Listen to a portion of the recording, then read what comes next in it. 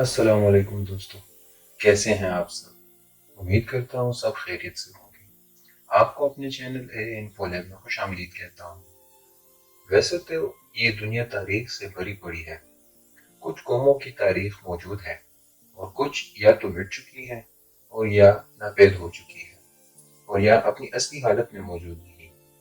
آج کی ویڈیو کا جو عنوان ہے وہ یہ ہے کہ پشتون کون ہے۔ ناظرین، آج کی ویڈیو بہت دلچسپ ہونے والی ہے۔ آج ہم آپ کو پشتون یعنی پٹھانوں کے بارے میں بتائیں گے۔ پشتون لفظ کہاں سے آیا، مورخین اس کے بارے میں کیا کہتے ہیں اور اس کے بارے میں مختلف نظریات آپ کے سامنے پیش کریں گے۔ مورخین پشتونوں کے بارے میں کیا کہتے ہیں کہ پشتون کہاں سے آئے، اس کے حوالے سے 3 نظریات اس ویڈیو میں آپ کے سامنے پیش کی جائیں گی۔ پہلا نظریہ، پشتونوں کی ابتدا کے بارے میں ایک مشہور اور پرانا نظریہ یہ ہے کہ پشتون بنی اسرائیل ہیں۔ یہ نظریہ سب سے پہلے مخزن افغانی نامی کتاب میں پیش کیا گیا تھا، جسے نعمت اللہ ہروی نے مغل شہنشاہ جہانگیر کے زمانے میں لکھا تھا، جو کہ 1612 میں مکمل ہوا۔ اس مصنف کا تعلق جہانگیر بادشاہ کے مشہور سپہ سالار خان جہاں لودھی سے وابستہ تھا، اور اس کے بعد پشتونوں کی کتنی ہی تاریخیں لکھی گئیں، جیسے تاریخ مرصع، خلاصۃ الانساب، حافظ رحمت خانی، سولت افغانی، توق افغانی، شوکت افغانی، خورشید جہاں وغیرہ۔ ان تمام مصنفین نے بغیر کسی تنقید کے اس نظریے کو مستند تسلیم کیا ہے اور اس نظریے پر اپنی تاریخیں تعمیر کی ہیں۔ اسی طرح قاضی عطاء اللہ، سید عبدالجبار شاہ اور مشرقین میں سر ولیم جونز، الیگزینڈر برنز اور میجر راؤٹی نے بھی اس نظریے کو مستند مانا ہے، اور وہ پشتونوں کو بنی اسرائیل کی اولاد بھی کہتے ہیں۔ سب سے پہلے تو تاریخی شواہد کی روشنی میں پشتون نسل کے بارے میں مقبول نظریے کے جواز پر بحث ہونی چاہیے۔ مخزن افغانی اور اس قسم کے دیگر مصنفین کے مطابق پشتونوں کا وارث ساول اسرائیلی ہے، جس کا تذکرہ قرآن میں طالوت کے نام سے ذکر بھی موجود ہے۔ یہ شخص حضرت یعقوب کے 12 بیٹوں میں بنیامین کی اولاد میں سے تھا۔ علماء کا کہنا ہے کہ ساول کو حضرت شمیل نبی کے زمانے میں بنی اسرائیل کی خواہش پر ان کا بادشاہ مقرر کیا گیا تھا۔ اس کی کمان میں امالیکیوں سے جنگ لڑی گئی۔ امالیکیوں کا سربراہ جالوت جسمانی لحاظ سے کافی طاقتور اور مضبوط انسان تھا، اور اس جنگ میں کوئی بھی ایسا شخص نہیں تھا جو جالوت کا مقابلہ کر سکے۔ طالوت کے ساتھ 313 لڑنے والے جوان رہ گئے تھے، اور اپنی نافرمانی کی وجہ سے وہ جالوت کی فوج سے جنگ نہ کر سکے۔ آخرکار طالوت نے اپنے لشکر میں اعلان کیا کہ اگر کوئی جالوت کا سر کاٹ کر میرے پاس لے آئے تو میں اپنی بیٹی کی شادی اس سے کر دوں گا اور بادشاہی امور میں شریک کروں گا۔ اس اعلان کے ساتھ ہی حضرت داؤد نے جالوت کے خلاف نکلے اور اسے نیزہ مار کر قتل کر دیا۔ اس کا سر لا کر طالوت کے سامنے پیش کر دیا۔ طالوت نے اپنی سلطنت حضرت داؤد علیہ السلام کے حوالے کر دی اور اپنے 10 بچوں کے ساتھ کفار سے جنگ لڑی اور اس جنگ میں مر گئے۔ اب طالوت کے مرنے کے بعد اس کی 2 بیویاں رہ گئی تھیں جو امید سے تھیں۔ ان کی دیکھ بھال حضرت داؤد علیہ السلام نے کی۔ ان دونوں عورتوں سے ایک ایک بچہ ہوا۔ ایک بچے کا نام ارمیا اور دوسرے کا نام برخیہ رکھا۔ حضرت داؤد نے ان کی اچھی دیکھ بھال کی۔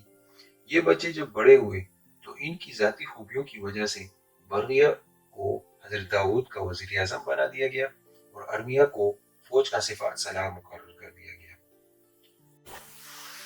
کچھ عرصہ بعد برخیہ اور ارمیا دونوں کی شادی ہو گئی اور اللہ تعالیٰ نے ان دونوں کو بیٹے عطا فرمائے۔ ان دونوں بچوں میں سے ایک کا نام آصف اور دوسرے کا نام افغانہ رکھا۔ حضرت داؤد کی وفات کے بعد حضرت سلیمان علیہ السلام جب بادشاہ ہوئے تو انہوں نے برخیہ اور ارمیا کو ان کے آباء و اجداد کے مطابق وہی عہدے دیے، یعنی وزیر اعظم کا عہدہ برخیہ کو عطا کیا اور ارمیا کو فوج کا سپہ سالار مقرر کیا۔ اس کے ساتھ ساتھ بیت المقدس کی تعمیر بھی شروع کی گئی اور اس کا کام افغانہ کے سپرد کیا، جسے انہوں نے اپنی زندگی میں مکمل کیا۔ آصف کے 18 اور افغانہ کے 40 بیٹے تھے، اور پھر اللہ تعالیٰ نے ان کی اولاد میں ایسی برکت ڈالی کہ ان جیسا طاقتور قبیلہ بنی اسرائیل میں نہیں تھا۔ یہ مورخین کہتے ہیں کہ حضرت سلیمان علیہ السلام کی وفات کے بعد بنی اسرائیل نے خدا کی نافرمانی شروع کر دی، اور اسی گناہ کی وجہ سے بخت نصر کو ان پر اللہ تعالیٰ نے بادشاہ مسلط کر دیا۔ اس نے یروشلم پر حملہ کیا، بہت سے بنی اسرائیل کو قتل کیا اور ہزاروں کو قید کر لیا۔ کچھ بنی اسرائیل بابل کی طرف بھاگے تو کچھ حجاز کی طرف بھاگے، اور کچھ قبائل غور کے پہاڑوں میں چھپ گئے جہاں وہ کفار سے لڑ سکتے تھے، اور ان کی طاقت روز بروز بڑھتی گئی۔ حضرت سلیمان علیہ السلام کی وفات کے 1500 سال بعد حضور صلی اللہ علیہ وسلم کا ظہور ہوا۔ حضور صلی اللہ علیہ وسلم کے ہجرت کے 8 سال بعد حضرت خالد بن ولید، جو ایک عظیم صحابی اور قبیلہ بنی اسرائیل کے عظیم سردار تھے، انہوں نے خالدی افغانیوں کو خط لکھا۔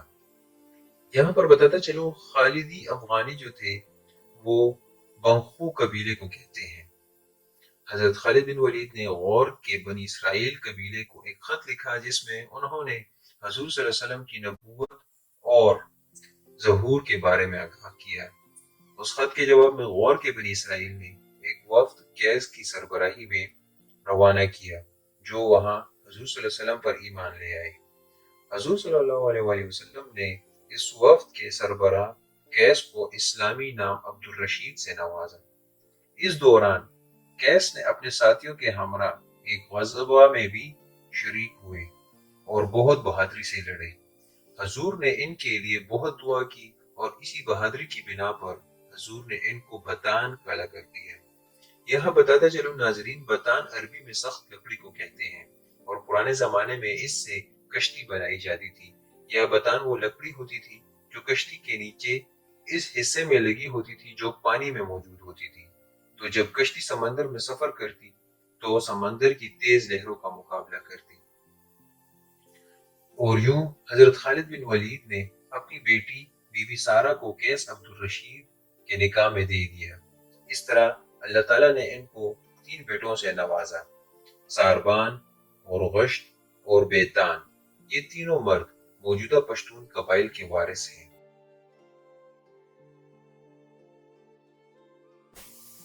ناظرین و سامعین، دوسرا نظریہ کہ کیا پشتون بی بی کتورہ کی اولاد ہیں۔ ناظرین، اس نظریے کے ماننے والے کہتے ہیں کہ جب حضرت ابراہیم علیہ السلام کی ہم سفر بی بی سارہ وفات پا گئی تو اس کے بعد حضرت ابراہیم علیہ السلام نے بی بی کتورہ سے نکاح کر لیا، جن سے ان کو 6 بیٹے ہوئے، جن کے نام یہ ہیں: زمران، یسکان، مدان، مدیان، اسباق، سوق۔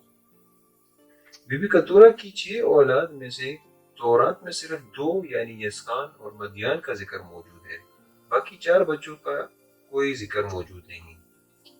اور پھر یسکان سے شیبہ اور ددان پیدا ہوئے، اور ددان کی اولاد میں سے اسوری، لاتوسی اور لومی تھے۔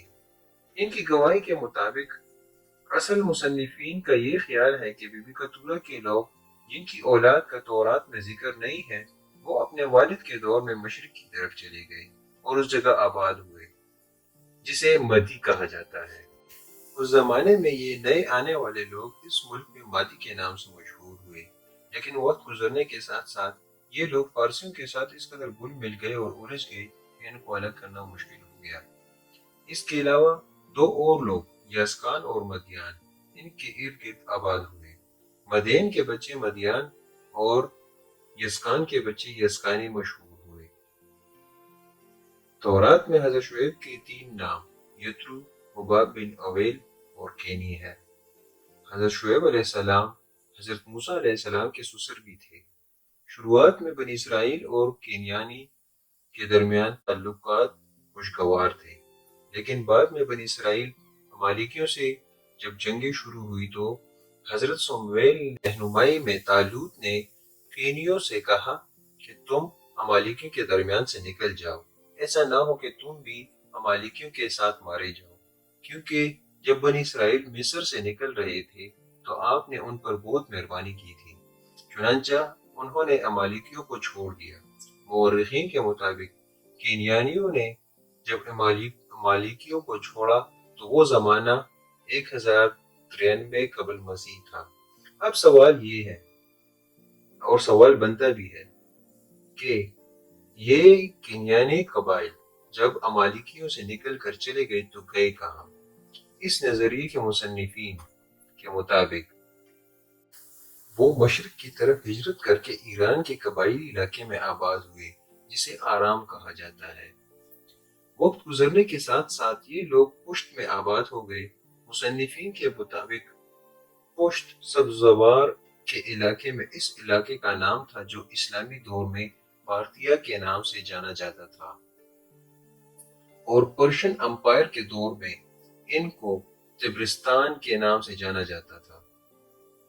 ان کے نظریے کے مطابق پشتون یا پشتیا کے باشندے وقت کے ساتھ ساتھ پشتین اور پھر پشتون اور پھر پشتانہ کے نام سے مشہور ہوئے۔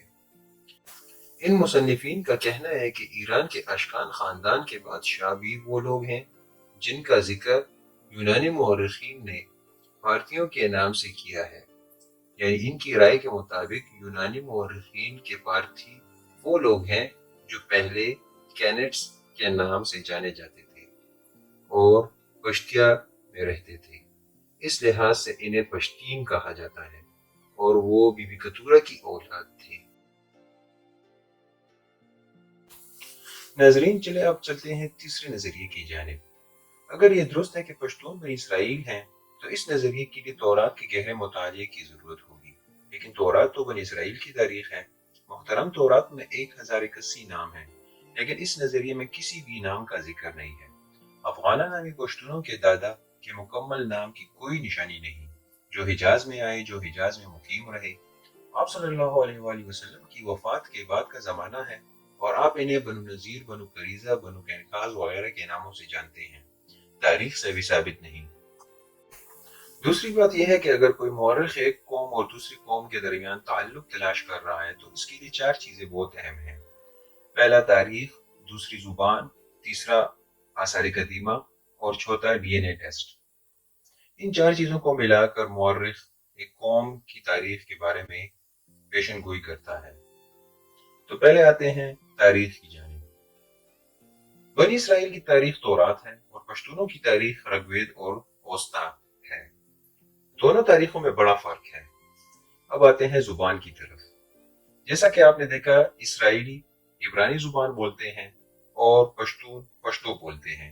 جو الفاظ پشتو زبان میں موجود ہیں، بنی اسرائیل اس کا تلفظ بھی نہیں کر سکتے۔ پشتو حروف تہجی کے حروف الگ ہیں اور اسرائیل کی عبرانی زبان بالکل الگ ہے۔ یہ نسل کا دعویٰ لسانی تحقیق کی بنیاد پر 100% غلط ہے۔ اب آتے ہیں تیسری وجہ کی طرف، جو کہ ہے آثار قدیمہ۔ آپ نے دیکھا کہ پشتونوں کے آثار قدیمہ کا ایک رنگ ہے اور یہودیوں کے آثار قدیمہ کا دوسرا رنگ ہے، لیکن وہ بالکل مختلف ہیں ایک دوسرے سے۔ اب آتے ہیں چوتھے، جو کہ ہے ڈی این اے کی جانب۔ تو ڈی این اے پشتون الگ نسل ہے اور یہودی الگ نسل ہیں، ان کے ڈی این اے میں زمین آسمان کا فرق ہے۔ تو اب آتے ہیں اسلامی تاریخ کی طرف۔ اگر ہم اسلامی تاریخ پر نظر ڈالیں تو ہمیں قیس عبدالرشید نام کے کسی پشتون کا ذکر نہیں ملتا۔ ایک ایسی تاریخ جو چھوٹی چھوٹی باتوں اور بڑی باتوں کی پرواہ نہیں کرتی، تو اس تاریخ نے اتنے بڑے واقعے کو کیسے نظر انداز کر دیا؟ اہل علم کا کہنا ہے کہ اگر قیس عبدالرشید نے نبی صلی اللہ علیہ وآلہ وسلم کو دیکھا اور آپ پر ایمان لایا تو وہ صحابی کہلا سکتے ہیں، لیکن ہمیں قیس عبدالرشید کا نام صحابہ کی فہرست میں نظر نہیں آتا۔ مزید یہ کہ قیس عبدالرشید اکیلے نہیں گئے بلکہ ایک وفد کی شکل میں۔ کیا وہ پشتون نہیں تھے؟ اگر وہ پشتون تھے تو ان کے بچوں کا کیا ہوا؟ چنانچہ یہ نظریہ انتہائی کمزور بنیادوں پر استوار ہے، اور یہ ایک مخصوص پس منظر میں لکھا گیا کہ جب ایران کے ایک سفیر نے ہندوستان کے دورے کے دوران جہانگیر مغل سے کہا کہ پشتون دیوتا ہیں، یعنی وہ دیوتاؤں کی اولاد ہیں اور ان کے پاس ہیں، جہانگیر کے دربار میں موجود ہیں، پشتونوں کی بہت توہین ہوئی۔ اس لیے خان جہاں لودھی، جو جہانگیر کے ایک جرنیل تھے، نے اس بات کو محسوس کیا اور ان کے حکم پر نعمت اللہ حربی نے یہ خیال سامنے لایا کہ وہ اس پر غور کریں۔ پشتون بحیثیت انبیاء کی اولاد ہیں، لیکن پشتون اس وقت مغلوں کے سب سے بڑے حریف تھے، اور مغلوں نے پشتونوں سے یہ سلطنت چھین لی تھی اور پشتون بھی مغلوں سے کم نہیں تھے، اور اس وقت یہ معاملہ مغلوں کا تھا، ہر محاذ پر سر جنگ کی صورت میں جاری رہا۔ پشتونوں کی ابتدا کے بارے میں درست نظریہ یہ ہے کہ پشتون آریائی قبائل کی ایک شاخ ہیں جنہیں تاریخ میں ہندو آریائی کہا جاتا ہے۔ یہ نظریہ لفظ پشتون اور پشتو زبان کی تعریف اور لغوی تحقیق پر مبنی ہے۔ میں اس نظریے کی تفصیل میں نہیں جاؤں گا کیونکہ یہ بہت طویل ہے، لیکن نتیجہ یہ نکلتا ہے کہ پشتون وہ لوگ ہیں جن کا ذکر رگ وید میں پہلی بار آیا ہے اور ان کو پختہ پخت کہا گیا ہے۔ اس کی رہائش کی وجہ سے یہ مشہور ہوا۔ بخدی کے طور پر اور اوستا اس کا ذکر بخدی کے نام سے کیا گیا ہے، اور بلخ کے شہر اردوئی کے نام سے بھی جانا جاتا تھا۔ پختویس پختون اور ان کے ملک کو پکتیکا اور پختین کہا جاتا ہے، اور یہ تمام الفاظ موجودہ الفاظ پشتون اور پشتیخ سے مطابقت رکھتے ہیں۔ خوست جاؤ وہ ابھی تک پشتون ہیں، تم پختین کہو گے۔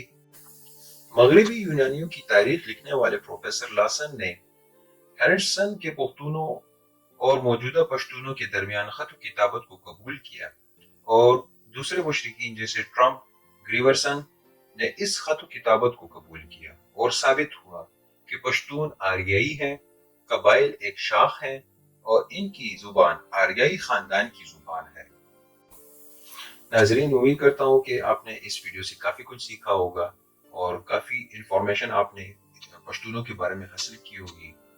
اس ویڈیو کے زیادہ سے زیادہ شیئر اور لائک کیجیے گا، اور اپنے قیمتی رائے کے بارے میں کمنٹ سیکشن میں ضرور آگاہ کیجیے گا۔ شکریہ۔